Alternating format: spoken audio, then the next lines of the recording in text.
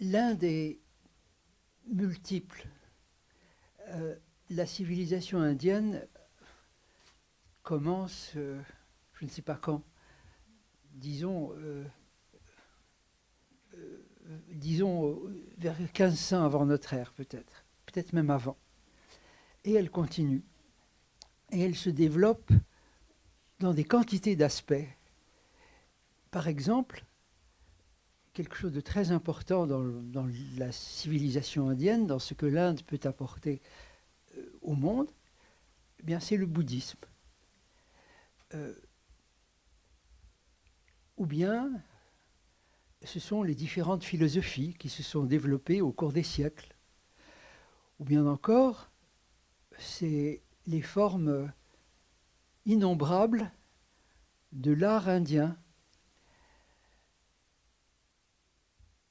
Ne croyez pas que ce que j'ai écrit, que ce dont je me suis occupé pendant de si longues années, donne une image complète de la civilisation indienne. Je me suis concentré sur un aspect bien particulier, à savoir les textes les plus anciens. Et cela correspond, l'époque où ces textes ont été élaborés, cela correspond à une époque pour laquelle nous n'avons, pour ainsi dire, pas de témoignages matériels, de témoignages archéologiques. Alors, moi, je trouve que les textes dont je m'occupe, qui sont nombreux, qui sont divers, et dont certains ont une très grande force poétique et témoignent d'une très grande puissance intellectuelle. Mais c'est un aspect de l'Inde qui est même assez peu représenté dans l'Inde d'aujourd'hui. Par conséquent, ne croyez pas que ce que je raconte soit l'Inde entière ou même ce qu'il y a de plus important en Inde. C'est ce qu'il y a de plus important pour moi. Mais ça ne veut pas du tout dire que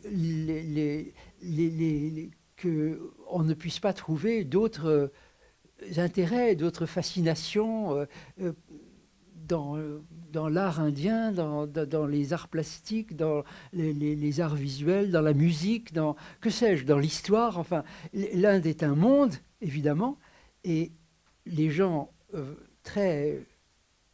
d'une intelligence très puissante, comme Renou par exemple, mon maître, eh bien, avaient l'art de s'intéresser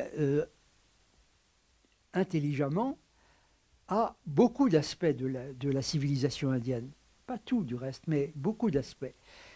Moi non, moi je me suis spécialisé dans un domaine et j'ai essayé d'en tirer le maximum. J'étais fasciné par, disons, la puissance poétique et la puissance intellectuelle des textes auxquels je me suis limité. Mais ne croyez pas que ce que je raconte représente l'Inde dans son ensemble, pas du tout. Beaucoup d'Indiens ne seraient absolument pas à l'aise avec ce que je raconte moi, mais simplement je me rapporte à des textes. Les textes sont là, il faut essayer de les comprendre. C'est tout, n'est-ce pas? Mais je vous mets en garde, si vous vous intéressez surtout aux aspects visuels, à l'art plastique, eh bien, il faut chercher ailleurs, n'est-ce pas? Et cet ailleurs existe, cet ailleurs est très important. Moi, je me suis limité à un certain nombre de thèmes et à un certain nombre de sources. Voilà. Giovanilmente illuminante proprio. Gabri, Avete capito?